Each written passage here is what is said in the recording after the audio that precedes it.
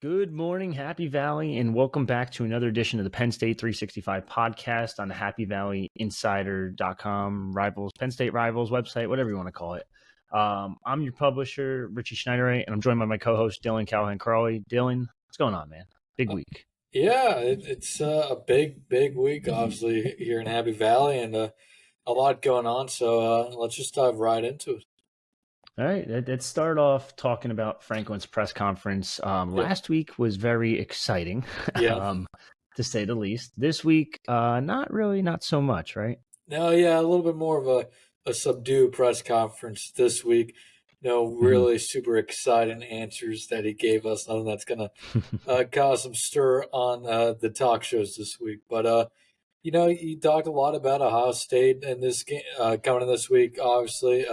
I'd say, most weeks, a lot of the questions for Franklin are more surrounding the Nittany Lions, what he's seen so far this season, what improvements he wants to see, this and that. But this week's presser was a lot more focused on the Buckeyes, what Penn State's going to have to do to win this game, who they're going to have to stop. It was very much more focused on the opponent this week than it has been in the last few weeks. And understandably so. This is the first time this Penn State team really is going to be tested this year.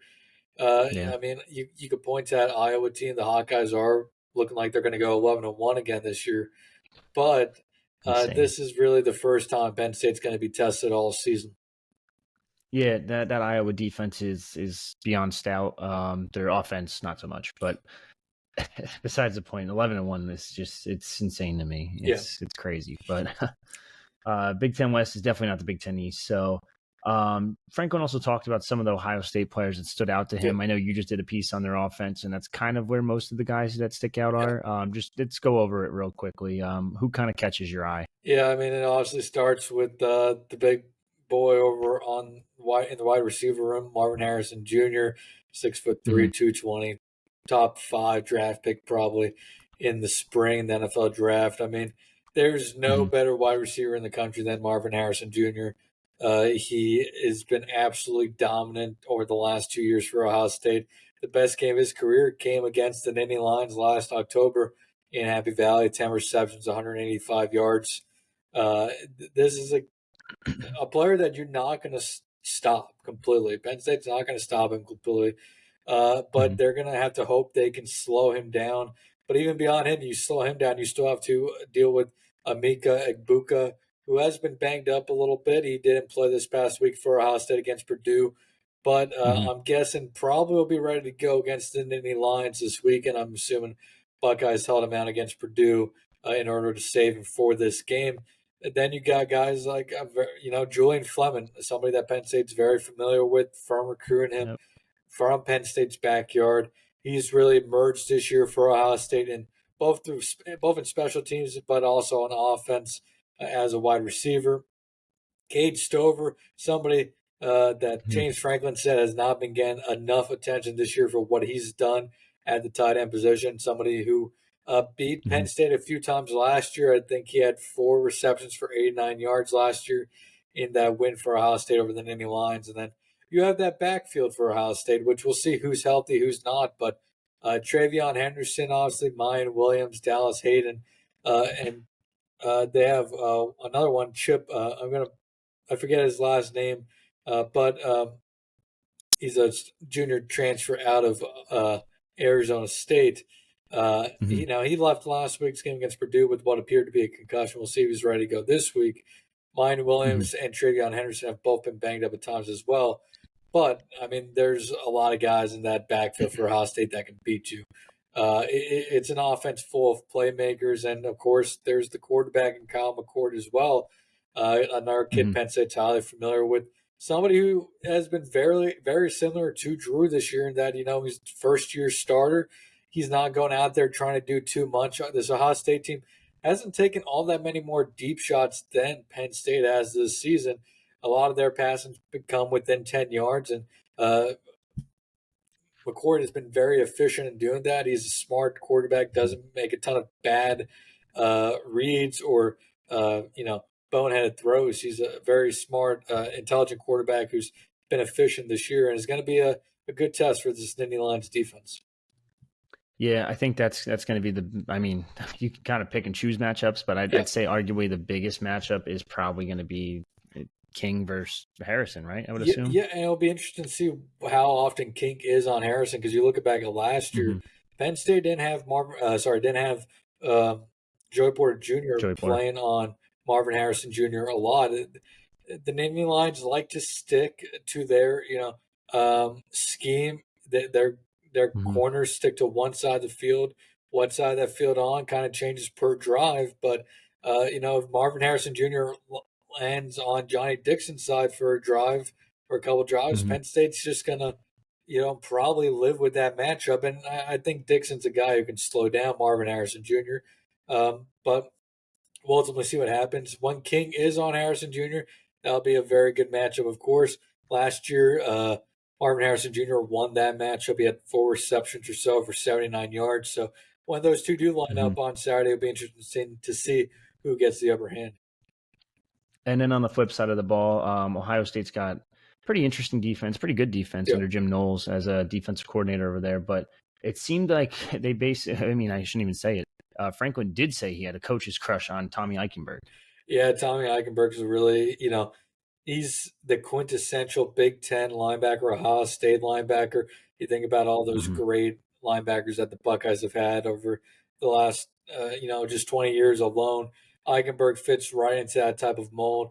Really instinctive football player, smart football player, knows his role very well, sticks to that role, doesn't try to do too much, but is also has the ability to be a big playmaker for the Buckeyes defense.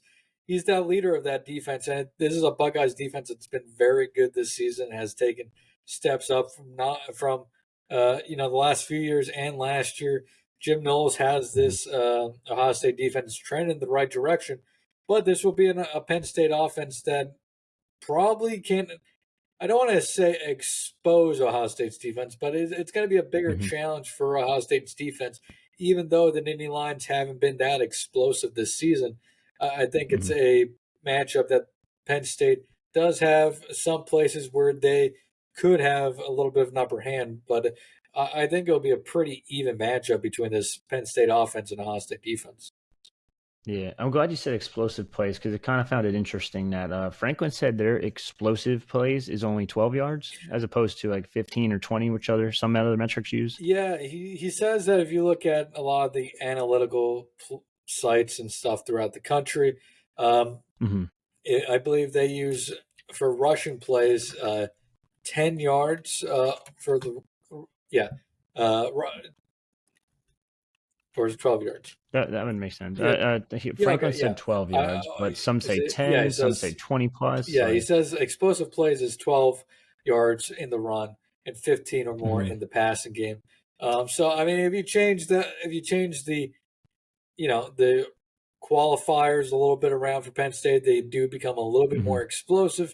But at the same time, this isn't a Penn State offense that even if you tune down the qualifiers to 12 and 15 yards, that's been overly explosive. Nick Singleton, Katron Allen, longest runs combined this year have been about 20 yards. Drew obviously had some big time passes, but the Nittany Lions aren't taking a ton of deep shots downfield. We saw them do so more so against UMass than in the past, but this isn't an offense I'm expecting to take 6-7 deep shots against Ohio State. I think they're going to have to take some to win, but I don't see this offense magically becoming all that more explosive now that they're about to face one of the best team that they face all season and the best and one of the best defenses they face this year. Yeah, I wanted to touch on that a little bit. Now, Harrison Wallace, we know, is healthy now, finally, it seems like.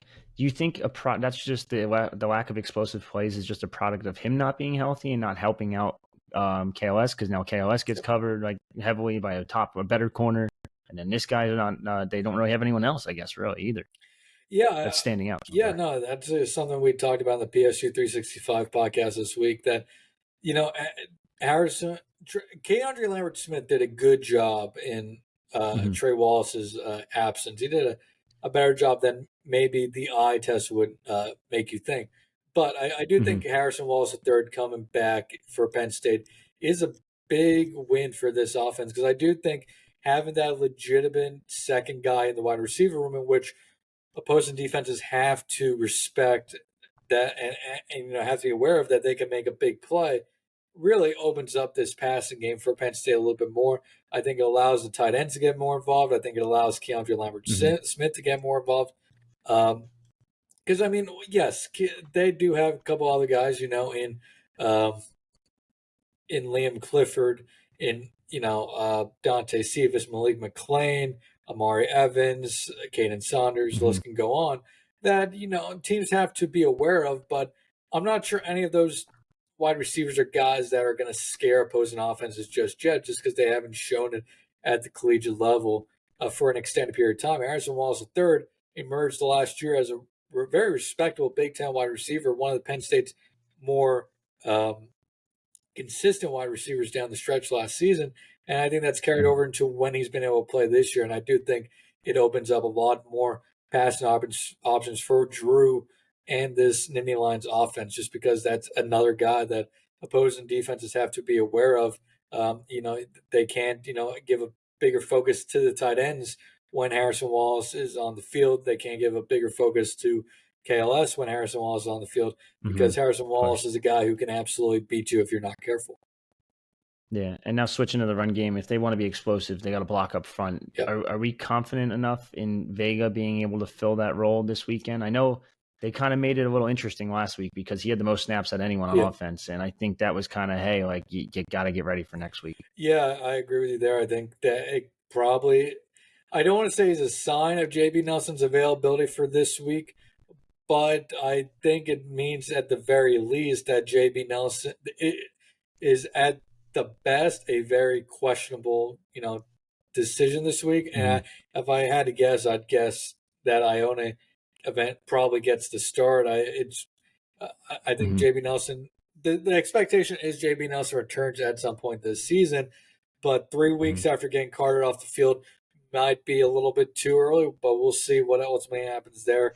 Penn State practices Wednesday night. We'll see if JB Nelson is available. But Mm-hmm. beyond that, yeah, I think Ione is somebody Penn State I think can trust to get a quality push up front against the Buckeyes. I mean, this is a very good Buckeyes defense, like we said, a fundamentally sound Buckeyes defense that's been solid against the run this year. And it's going to be Mm-hmm. a test for this Penn State offensive line that at times this season has gone quite a bit of push, but at the same time has, struggled with getting consistent push up front. Now you look at what they did last week, now albeit against UMass. Um, it was an up and down performance. Ione didn't have the best of times in his run blocking or pass blocking. It Mm-hmm. was a little bit of a rough start for him, but I Mm-hmm. think getting that experience and again going up against this Penn State defense this week in practice will help him a little bit in that run blocking this week and pass blocking as well.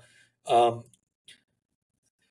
but I think ultimately it's going to come down to not just him, but what this entire offensive line can do. This is an offensive line that's, I mean, is among the top 20 offensive lines in the country in the eyes of the Joe Moore Award, which is given out to the best offensive line in the country every year. Michigan's been the winner of that each of the last 2 years. If Penn State's going to get anything going on the ground this week, they're going to have to get that offensive line to get them consistent pushes up front. They can't settle for 3.5 yards per rush against Ohio State. They're going to have to get consistent runs of 4, 5, 6 yards. And that will only open up the passing game a little bit more. And I think if you're Penn State, also you need Katron Allen, you need Nick Singleton to run with confidence this week. Their vision needs to be probably the best it's been all season. I think at times this year, Penn State's running backs have, uh, you know, not ran with the most confidence. At least I think that's been the case with Nicholas Singleton. I think that Mm-hmm. started to change last week against UMass as that game went on. It looked like he was gaining the confidence we haven't seen yet this year. But Mm-hmm. this will be a tough test for Penn State's offensive line, and they're going to need the tight ends and the wide receivers to also have good day blocking on the ground, because that's where I think a lot of where Penn State's been missing in the run blocking this year is, not having a Brennan Strange, not having a Parker Washington, who are both really good run blockers for their position last season. Yeah, definitely a kick in the nuts there not to have those guys, but yeah, definitely going to need the run game to open up things, at least in the pass game too. Yeah. But before we move on to recruiting, I want to pick your brain a little bit and kind of throw you on the spot here. Sure. So Penn State last weekend was 19th in TV ratings, and that's versus UMass overall. The highest they've been so far was 4th versus West Virginia and 5th in versus Iowa. Where do we think this game's going to fall this week? Because there are a couple big games, but this is the big noon kickoff / college game day. So do we think it has a chance to go number one? Is there another good game in the noon window this week? Off the top of my head, I don't think so. Can't really think of one. I think this is going to be not just Penn State's highest watched game of the year so far. I think this is going to end up being one of the highest rated games of the entire season in all of college football.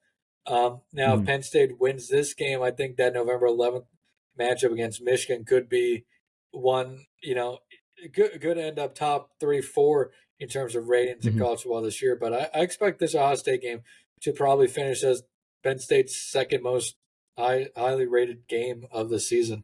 I mean, these are two of the top 5, top 6, 7 teams in the country. To me, they're two of the top 5 teams in the country. Two teams that could legitimately not just go to the college football playoff, but I think, depending on the matchup, have a legitimate chance to be a national championship contending team this season, based off what we've seen this year. I mean, two great defenses, two historic programs. This has the makings of a huge television rating on Saturday. Yeah, I'm looking at it now. There's technically only 2 other ranked matchups where both opponents are ranked, and that'd be Alabama, Tennessee at 3:30, and where's the other one? Utah, USC at 8:00. So this has a chance to be the perfect day for those 3 games and for ratings. Yeah, I think this game's gonna blow out the other games out of the water in that early window. Yeah, I also wanted to ask you, what are just your overall thoughts on noon games? I know I personally like them because we get to finish early, which is nice. Yeah, and I know players that said this week they like them too. There's definitely positives and negatives. I personally consider my circumstances like 3:30 kicks the most. It offers it's right because I don't live directly in Happy Valley. I have a little bit of a drive to get there, a little over an hour or so. So not having to wake up at 6, 7 o'clock to leave and be there, be in Happy Valley, for a 9 o'clock game, for a 12 o'clock game, be there by 8:30, 9 o'clock. I appreciate not having to wake up super early, so that's why I like 3 o'clock games. But like you said, the noon games, you're done pretty early. You're done by 3 o'clock. Get home by 5-ish, and then you got the entire evening to enjoy the rest of the college football action. So, as a college football fan, I would definitely say I like the noon window because I can watch more of the rest of the country. 3:30 games are a personal favorite just because it splits up the day nicely. But I definitely don't like night games as much anymore now that I've gotten older. Just not as fun driving home at 1 o'clock in the morning and not seeing anything, not seeing really any college football during the day because an 8 o'clock game, I arrive at Beaver Stadium by 4 or 5 o'clock. I'm leaving home 2, 3 o'clock, and it's not going to see much of any action that week. So noon games are good. Yeah.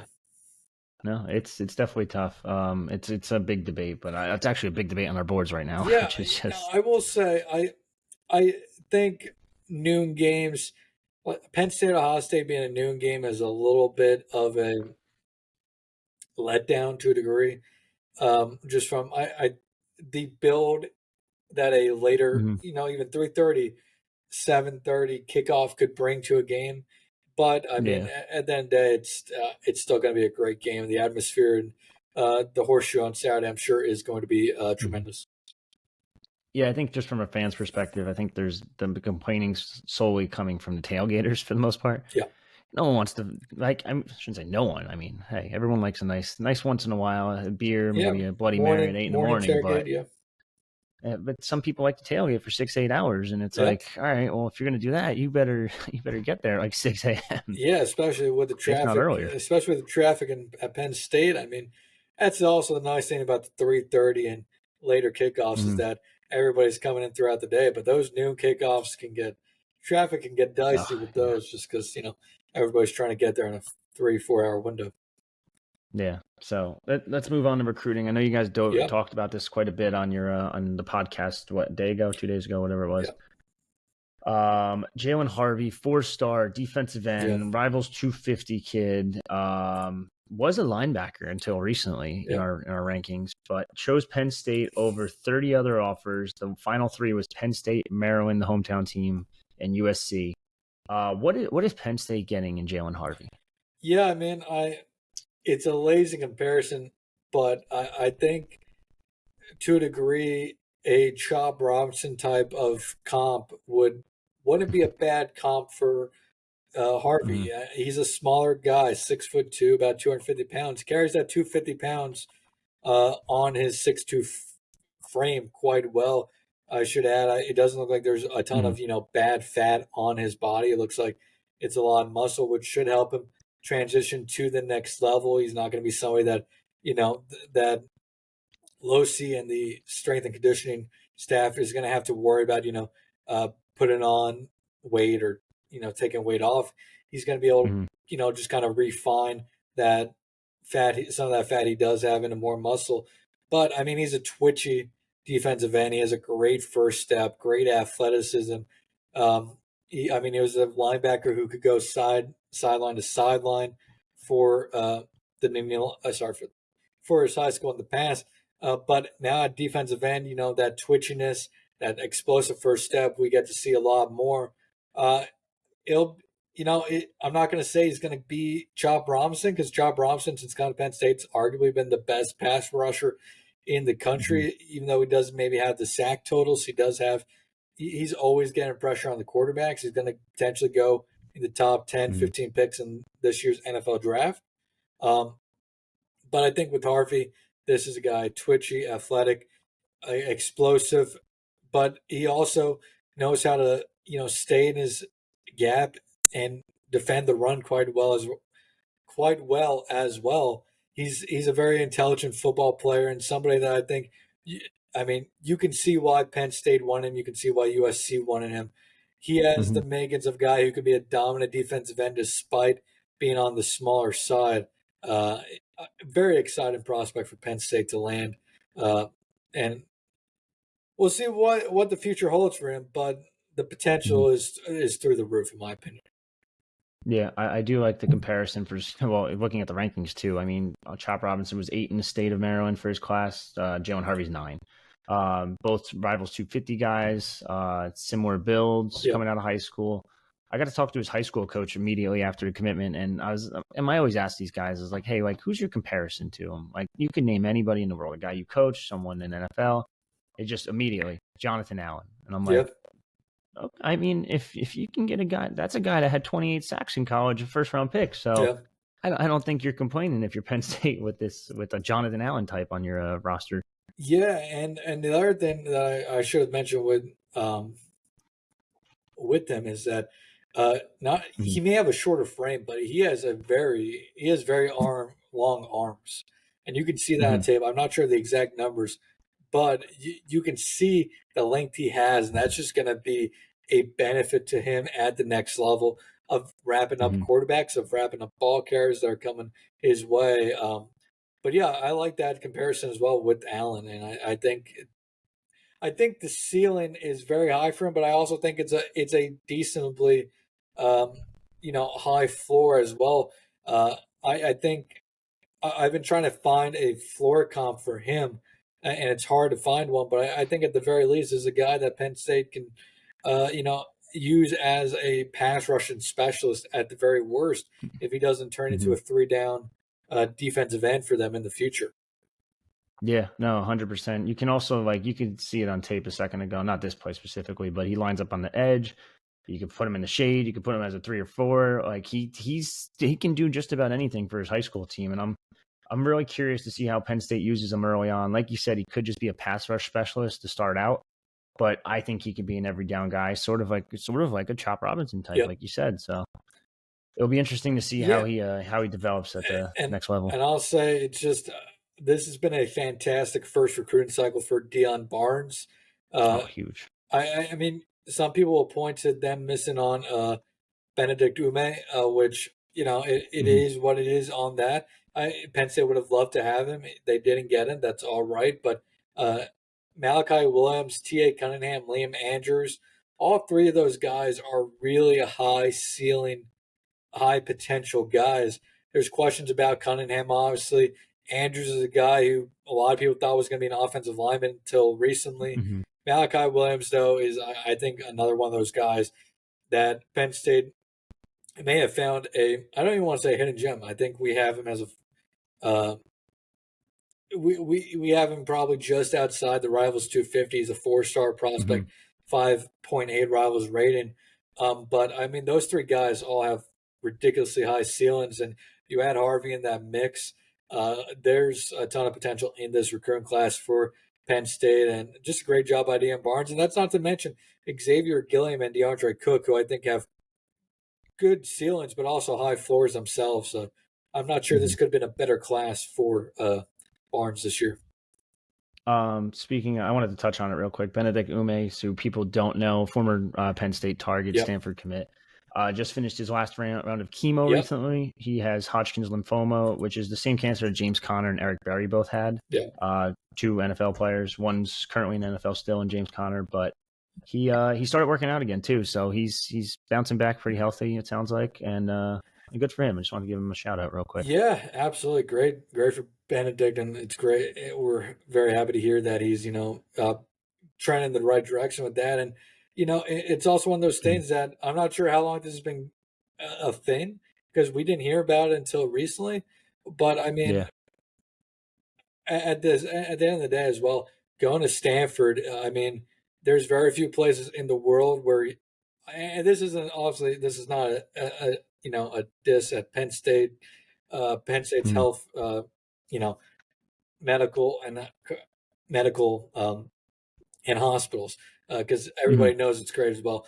But going out to Stanford, there's not many better medical places he could be as well from that perspective as well with going to Stanford. So if anything ever pops up again in the future, he's going to be in good hands out there, and he would have been good hands at Penn State too. But it's also Mhm. important to remember that sometimes it's more than just football that goes into these recruitments. Again, I don't know how long this has been going on, but he's going to be in good hands out there as well. And obviously, Stanford's a Yeah. great academic institution as well. Yeah, of course. So now, I know you have to go soon, Yep. but I'm not even going to mention what's next for Penn State after Hardy's commitment because you already did a whole article on it and you Yeah. named 1, 2, 3, 4, 5, 6, 12, 13 people. Yeah. I mean, So. what I'll quickly say is that I don't think Penn State is done in the cycle just yet. I think Mhm. they're probably going to look to add an offensive lineman, a wide receiver, and maybe one more defensive lineman.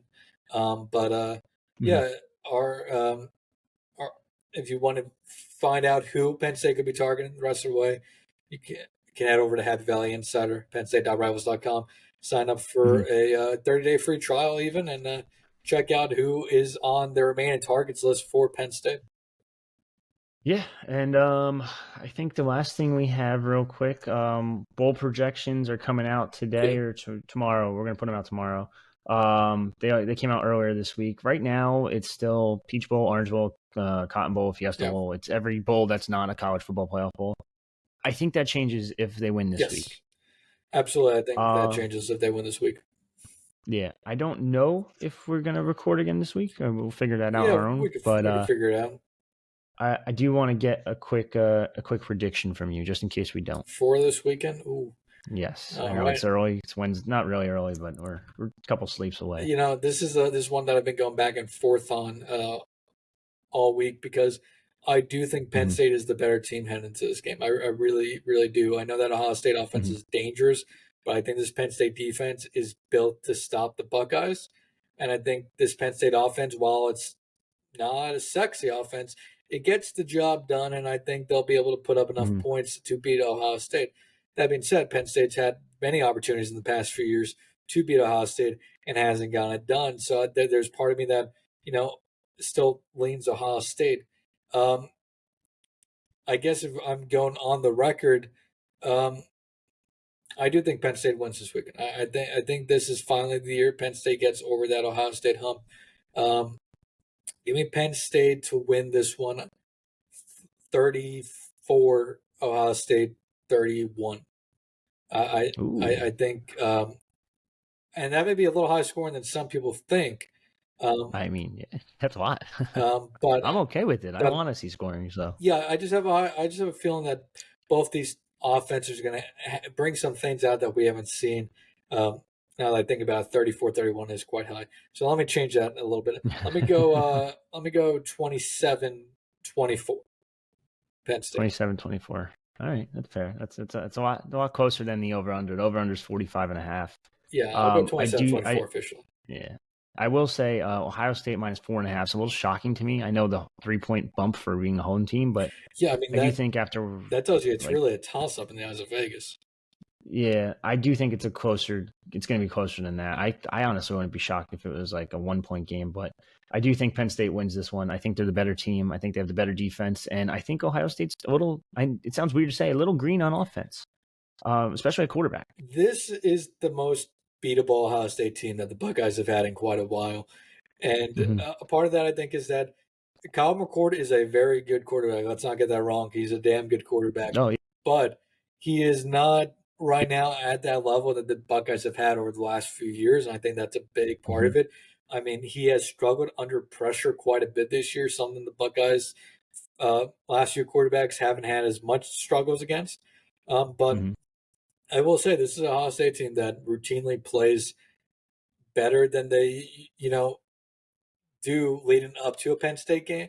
That Ohio State, usually will have up and down games leading to a Penn State game, and we're always Mm-hmm. talking about, oh, this is where Ohio State can be exposed, this is where Penn State can beat them, and then Ohio State comes out that week and completely dominates that area. Last year, we were talking about Penn State having the advantage in the trenches defensive line over Ohio State's offensive line.